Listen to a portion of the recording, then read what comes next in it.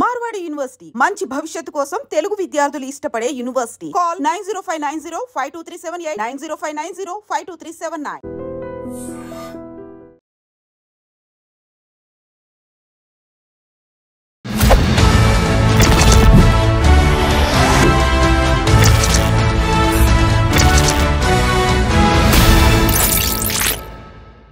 అందరికీ నమస్కారం. నేను Swaroopa Potlapalli. Welcome to trending topic. వివాహేతర సంబంధాలన్నీ విషాదాంతాలే. ఈ విషయం తెలిసినా గానీ కొంతమంది తెలుసో తెలియకో ఇలా వివాహేతర సంబంధాలను పెట్టుకుని తమ ప్రాణాల మీదకి తెచ్చుకుంటున్నారు. విశాఖ జిల్లాలో జరిగిన ఘటన ఇప్పుడు కలకలం రేపుతోంది. భర్త తన అఫైర్ గురించి పక్కింటామెడ్ ద్వారా తెలుసుకుంటాడేమోనని భయపడి తన ప్రియుడితో కలిసి ఓ మహిళ ఆ పక్కింటి మహిళని చంపే ప్రయత్నం చేసింది. ప్రాణాలతో ఆమె బయటపడింది. ప్రస్తుతం అయితే ఆమె ప్రాణాపాయం నుంచి తప్పించుకున్నట్టుగా తెలుస్తోంది. నాతో పాటు లైఫ్ కోచ్ రజనీ రమ గారు ఉన్నారు. ఆవిడతో మాట్లాడి ఈ ఘటనకు సంబంధించిన అనేక విషయాలు తెలుసుకుందాం. నమస్తే రజనీ గారు. నమస్తే అండి. చూసారు కదా, వైజాగ్ లో జరిగిన ఘటన అనేది అందరినీ భయపెడుతోంది. అంటే పక్కింటి ఆమె చూడడం కూడా తప్పేనా, ఆమె ప్రాణాల మీదకి వచ్చింది. ఇప్పుడు వీళ్ళు ఇలా చేయడాన్ని మనమే కాదు వాళ్ళ కుటుంబం కూడా ఒప్పుకోదు. ఏమంటారు మీరు దీని మీద? అసలు ఒకప్పుడు చుట్టుపక్కల ఏమవుతుందా అని చుట్టుపక్కల వాళ్ళు కనిపెట్టుకోవడము, ఏదైనా చెడు విషయాలు జరిగితే ఇంట్లో వాళ్ళకి చెప్పడము, ఆ రకంగా ఫ్యామిలీస్ సేవ్ అవుతూ ఉండేవి. అంటే ఎక్కడ ఏదైనా సమాజానికి ఒక బాధ్యత ఉంది, సమాజానికి కూడా ఒక పాత్ర బాధ్యత ఉంది అని చెప్పుకునే రోజులు ఇప్పటికీ కూడా అదే. కానీ ఎవరు పట్టించుకోకపోవడానికి కారణం ఇది ఇట్లాంటి దారుణాలు జరుగుతున్నాయి కదా. అందుకని నాకెందుకు లేని ప్రతి వాళ్ళు తలుపులు వేసుకుంటున్నారు. మరి ఇప్పుడు ఈ సంఘటన ద్వారా మనకి ఏంటంటే ప్రజలు ఇంకొంచెం ఎక్కువ భయపడతారు. వాళ్ళు ఎలా ఉంటే మనకెందుకు తగలబడని అని చెప్పి అస్సలు తలుపులు తీయటం ఇంకా మానేస్తారు. దీంతో ఇది మన చేతులతో మనమే మన గొయ్యి మనం తవ్వుకుని మన చెడుని ఇది మనమే చేసుకుంటున్నాం. మన శ్రేయస్సుని మనమే పాడు చేసుకుంటున్నాం. ఎవరండి సెక్యూరిటీ ఈ రోజుల్లో? ఏదైనా కేసులు అయ్యాయి, కేసు పెట్టారు అంటే పోలీసులు కూడా ఏమంటున్నారు, చాలా ఎత్తున పేర్కొని ఉన్నాయమ్మా కేసులు, ఫైల్స్, ఇవన్నీ కూడా ఇప్పటికి తేలివి కావు, మీరు వెళ్ళి మీ ఫ్యామిలీ మ్యాటర్స్ మీరే సెటిల్ చేసుకోండి అని చెప్పి పంపిస్తున్నారని చాలా వింటున్నాం మనం. మరి ఇలా జరుగుతూ పోతూ ఉంటే ఎవరికి వాళ్ళు కొన్ని సమస్యలను ఎవరికి వాళ్ళు పరిష్కరించుకోవాల్సింది పోయి ఇలా పట్టించుకుంటే కూడా ఇలాంటి దారుణాలు చేస్తున్నారు. అంటే మీరు చేస్తుంది అన్న మంచి పనే ఇలాంటి అక్రమ సంబంధాలు పెట్టుకోవడము, భర్తలకి ద్రోహం చేయడము? అంటే ఏంటంటే కొన్ని కేసుల్లో నేను నా చిన్నప్పటి నుంచి వింటున్నాను, చూస్తూ వస్తున్నా, ఇప్పటికీ వింటున్నాను. కొద్దిగా అందంగా ఉంటే చాలు భర్తల్ని హీనపరచడం, భర్తల్ని దగ్గరికి రానివ్వకపోవడం, తర్వాత అక్రమ సంబంధాలు పెట్టుకోవటం. ఆ వయసు ఎటువంటిదైనా, చిన్న వయసు అవనివ్వండి, అవతల వాడిది చిన్నదైనా పెద్ద వయసు అవనివ్వండి, అలాంటి వాళ్ళతో సంబంధాలు పెట్టుకుంటున్నారు. ఏంటంటే భర్త వాళ్ళకి ఆనడు. ఇప్పుడు మంచిగా ఇల్లు చూసుకుంటూ పిల్లల్ని పోషించుకుంటూ చక్కగా దేనికి లోటు లేకుండా భార్యాబిడ్డల్ని భర్త చూసుకుంటుంటే అటువంటి భర్తలు ఆనని భార్యలు ఉన్నారు. అందం కావాలి, అందం దేనికి? ఇప్పుడు నాకు అర్థం కాలేదు. కొన్ని కేసులు ఇలా ఉన్నాయి. కొన్ని ఏంటంటే వాళ్ళ ఇద్దరి మధ్యన ఉన్నటువంటి సంబంధాలు ఎలా ఉన్నాయనేది మనకు తెలియదు, అవి కూడా ఉంటాయి. ఏది ఏమైనా ఇది చాలా అంటే చాలా 100% తప్పుడు పనులు ఇవన్నీ కూడా. నువ్వు పెళ్లి చేసుకుని ఒక వ్యక్తికి మోసం ద్రోహం చేసినట్టే కదా ఇది. తను ఏమన్నా చిన్నపిల్ల, ఏమన్నా 10 ఏళ్ళు 15 ఏళ్ళు 20 ఏళ్ళ పిల్లలు ఎవరు లేరు ఇప్పుడు. అంతా పెద్ద వయసు వాళ్ళు ఉంటున్నారు, మెచ్యూర్డ్ ఉంటున్నారు. వాళ్ళు మెంటాలిటీ అంతా బయట జరిగేది అంతా అవగాహన చేసుకునే అంత మెచ్యూరిటీ లెవెల్స్ ఉంటున్నాయి. పక్కన పిల్లలు ఉంటున్నారు. అసలు ఇవన్నీ పక్కన పెట్టి వాళ్ళు గుడ్డిగా ఇంకంతే అందులో దూకడమే, ఇంకా మునుగుతామా తేలుతామా వాళ్ళకి అవసరం లేదు. ఇంకా పక్కింటి వాళ్ళు ఇంకా ఎవరైనా భర్త కానీ పట్టించుకున్నారా ఇంకా వాళ్ళు చనిపోవడమే. ఇంకొకటి ఏంటంటే ఏది ఏమైనా సరే కేసు అవుతుంది, మమ్మల్ని జైల్లో పెడతారు, తర్వాత మళ్ళీ మేము కొద్ది రోజులకి బయటకు వస్తాం, హాయిగా గడుపుతాం అనే నిర్ణయానికి అన్న వస్తున్నారా? దీన్ని బట్టి చూస్తే వీళ్ళకి శిక్షలు చాలా కఠినంగా ఉండాలి నన్ను అడిగితే. ఆడదానికి ఆడదే శత్రువు అంటారు కదా రజనీ గారు. ఇప్పుడు ఈ విశాఖ జిల్లాలో జరిగిన సరిత దీపిక కేసు కూడా అలాంటిదే. నిజమే అనిపిస్తుంది అది చూస్తుంటే. ఇప్పుడు సరిత అనేమే ఒకతనితో అఫైర్ పెట్టుకుంది. అతను అప్పుడప్పుడు ఇంటికి వచ్చిపోతూ ఉంటాడు. సరిత భర్త ఆఫీస్కి వెళ్ళగానే ఇంకా ఈయన రావడమే పని. 1-2 సార్లు పక్కింటి దీపిక కంట్లో పడ్డారు వీళ్ళిద్దరు. అమ్మ ఈ రోజు కాకపోయినా రేపైనా నా భర్తకి ఆమె చెబుతుంది అని చెప్పి రాత్రిపూట 10ంటికి ఆమె ఒంటరిగా ఉన్న టైంలో ఈ సరిత ఆమె లవ్వర్ ఇద్దరు కలిసి ఆమె దగ్గరకు వెళ్ళి నోట్లో గుడ్డలు గుక్కి ఇనుపరాడ్డుతో ఆమె చంపే ప్రయత్నం చేశారు. లక్కీగా ఆ సరిత భర్త అదే టైంకి రావడం వల్ల ఇప్పుడు ఆమె ప్రాణాలతో బయటపడింది. అసలు ఇది ఆడవాళ్ళు చేసే పనా, మనుషులు చేసే పనా? పరువు పోతోంది. ఆడవాళ్ల మీద ఉన్న అభిప్రాయాలన్నీ వంట కలిసిపోతున్నాయి. ఇప్పుడు ఆ దీపిక అన్నావిడైనా చూసింది, వెంటనే తెలియజెప్తే పోయేది. చూసి ఊరుకుని తలుపులేసుకుంది. ఇది ఒక తప్పు. ఏదైనా చెడు జరుగుతుంది, దొంగలు పడ్డారు లేకపోతే ఇలాంటివి జరిగినాయి, ఇవి చెప్పుకోవాల్సినవేనండి. ఇండైరెక్ట్గానైనా సరే కాస్త తొందరగా వచ్చి ఫ్యామిలీని చూసుకో బాబు అని కొంచెం ఒక అర్థం వచ్చేలాగా మాట్లాడితే వాళ్ళకి కూడా అర్థం అవుతుంది. తర్వాత నీ తలుపులు నువ్వు వేసుకుని కూర్చో. అంతేగాని నువ్వు చెప్పకపోగా, తెలియజేయకపోగా నువ్వు చూస్తుంటే అది అవతల వాళ్ళకి మండుతుంది. ఇంకోటి ఏంటంటే ఈవిడ చెప్పే ధైర్యం చేయకుండా మెదలకుండా ఊరుకుంది ఈవిడ.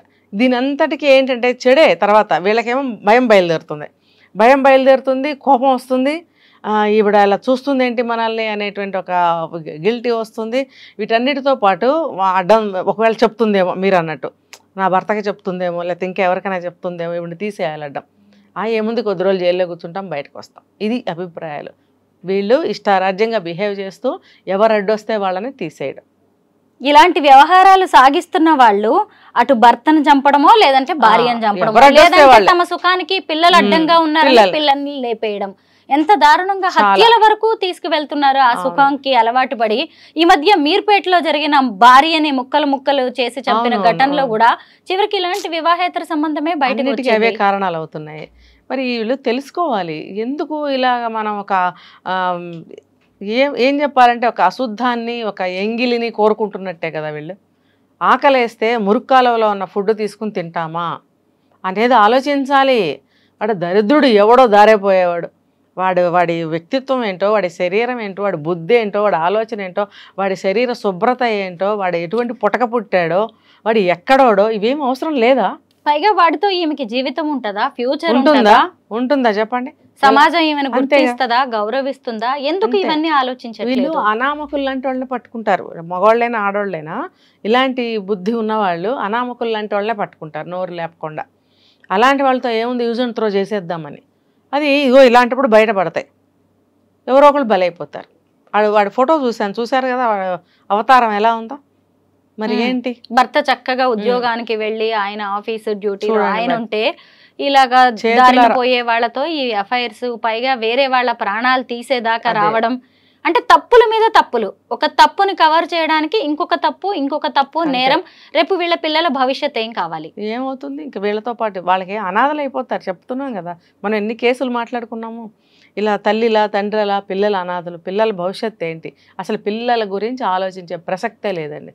అటువంటి కేటగిరీ వాళ్ళు, అలా తప్పులు చేసేవాళ్ళు, ఒక విషయానికి బానిస అయిపోయిన వాళ్ళు, ఇంకా ఏ బంధం కానీ సొసైటీ కానీ ఇంకా ఏమి గుర్తు రాదంతే. వాళ్ళు వెళుతున్నదే వాళ్ళకి దారి కనిపిస్తుంది అంతే, గుడ్డిగా వెళ్ళిపోతారు. ఇలాంటి అక్రమ సంబంధాలు పెట్టుకున్న ప్రతి ఒక్కళ్ళు ఇలా అయిపోయిన వాళ్ళే. జైలు పాలన్నా అవుతారు, నాశనమన్నా అవుతారు, కుటుంబం అంతా విచ్ఛిన్నం అయిపోవడం, ఇవే జరుగుతున్నాయి. వాళ్ళకి తెలుసుకుంటారా, తెలుసుకోవాలి అనే మాటలు చాలా చిన్న పదాలు అనమాట. వాళ్ళకి ఒంటికి గాలి తగిలినట్టుగా కూడా ఉండటం లేదు ఇలాంటి విషయాలు. అందుకనే ఇలాంటి వాళ్ళు ఎవరు పట్టుబడ్డా సరే, హత్యా ప్రయత్నం చేసినా సరే, హత్య చేసినా సరే శిక్షలు ఈక్వల్గానే పెట్టాలి. తెలుసో తెలియకో ఒక్కసారి తప్పటడుగు వేశారనుకోండి, దాన్ని సరిదిద్దుకునే ప్రయత్నం కూడా చేయట్లేదు రజనీ గారు. చేయట్లేదు, హత్యల వరకు కూడా వెళ్ళిపోతున్నారు. అసలు తల్లిదండ్రులు ఎంత నమ్మకంతో ఇలాగా ఒక మంచి అబ్బాయినో అమ్మాయినో చూసి పెళ్లి చేస్తే, వీళ్ళేమో ఇలాగ వివాహేతర సంబంధాలు అనుకుంటా విడాకులు కూడా కాదు, అవును, డైరెక్ట్ గా హత్యల వరకు వెళ్ళడం. అవును, ఒకటి కాదు రెండు కాదు, చూస్తుంటేనే భయం వేస్తుంది. ఎన్నో జరుగుతున్నాయి. ఒక్కసారి సరే ఎవరితోనో ఇష్టపడో వ్యామోహమో మోజో వారి వల్ల పడ్డారనుకోండి, ఆ ఊబి నుంచి ఎలా బయటకు రావాలంటారు? ఆ ఊబి నుంచి ఎలా బయటకు రావాలంటే వాళ్ళకి వాళ్ళు ఒక రకంగా తెలుసుకోవాలి. వాళ్ళని కూర్చోబెట్టి ఒక విధంగా పేరెంట్స్ కానీ హస్బెండ్ కానీ ఎవరైనా ఎవరి మాట అయితే వింటారనుకుంటారో వాళ్ళ ద్వారా కౌన్సిలింగ్ చేయించాలి. ఇంకొకటి ఏంటంటే వీళ్ళకి సంసారంలో ఖాళీ ఎక్కువ ఉంటుంది, వీళ్ళకి ఎక్కువ టైము.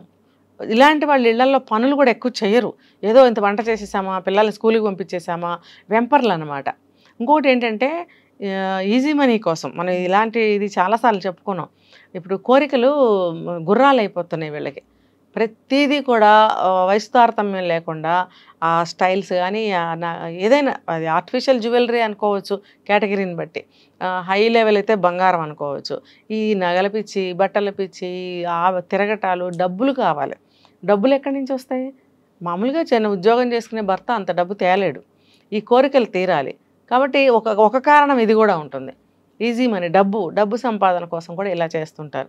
ఇప్పుడు చూడండి, కొంతమందిని అడిగితే నేను పిల్లల బాగు కోసం డబ్బు కావాలి కదా, భర్త ఒక్కడే సంపాదన సరిపోవట్లేదని సమర్థించుకునే ఇలాంటి వాళ్ళు ఉన్నారు స్త్రీలు.